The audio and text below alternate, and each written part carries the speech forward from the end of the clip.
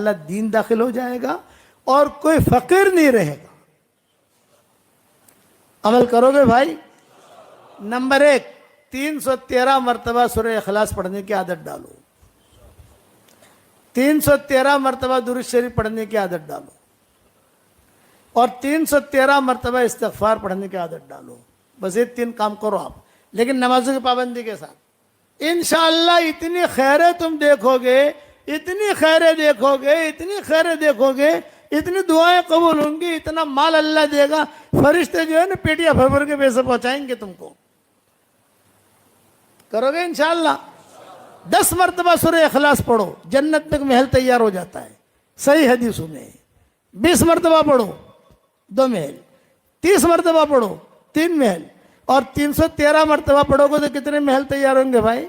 31 محل.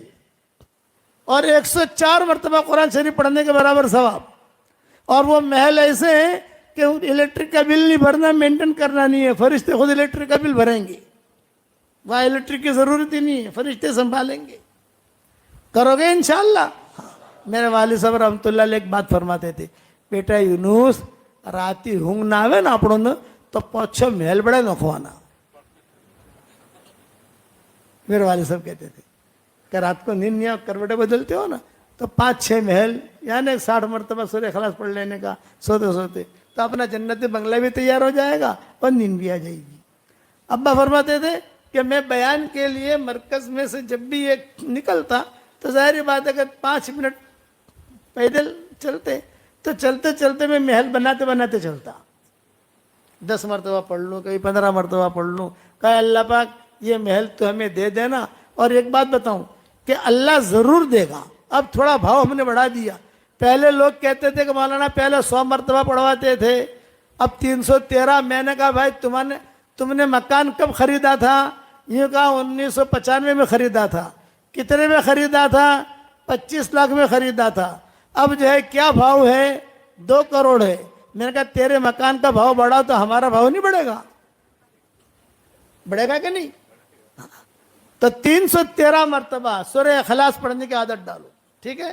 اور یہ میری تصویر ہے، جاندار، شاندار، مالدار، دیندار. یہ میری تصویر ہے. پورے احمد آباد والوں کو تو دے نہیں سکتے، یہ ہمارے محترم ہیں، ان کو دے دیتا ہوں. لو بھی یہ آپ کو ہدیہ، ایک ایک دانہ سنبھال کے رکھنا. آپ میری تصویر ہے، میں خود پڑھتا ہوں اس پر. تو 313 313 313. ارے بعض لوگ تو ایسے ہیں کہ خالی اپنے جیب میں لکھ کے رکھتے ہیں 313 313 313 تو بھی مالدار ہو جاتے ہیں. بدرین کی تعداد ہے، بہت بڑی چیز ہے یہ. اب جناتوں کے 5 بیانات رہ گئے. کتنے بیانات بھائی؟ آج تو میرا ارادہ تھا مائیکل جیکسن کا قصہ سنانے کا کہ مائیکل جیکسن کا قصہ سناؤ، جوانوں کو ذرا مزہ آتا ہے قصہ سننے میں، سمجھ گئے نا. لیکن اب وقت نہیں، اب ہم تھک گئے ہیں، صبح بھی ہمیں بیان کرنا ہے. اب دعوت کا کام یہ ہمارا سدا بہار ہے، سدا بہار کام دعوت کا. ہر آدمی یہ نیت کرے کہ ہمیں دعوت و تبلیغ میں لگنا ہے. لگو گے انشاءاللہ؟ چلے لگاؤ، مسجد و جماعتیں بیٹھو، 3 دن لگاؤ، لیکن ہمارے ساتھیوں کے مشورے سے، بغیر مشورے کے نہیں. ہماری شورے کی جماعت ہے، ہر مسجد میں ہمارے ساتھی ہیں الحمدللہ.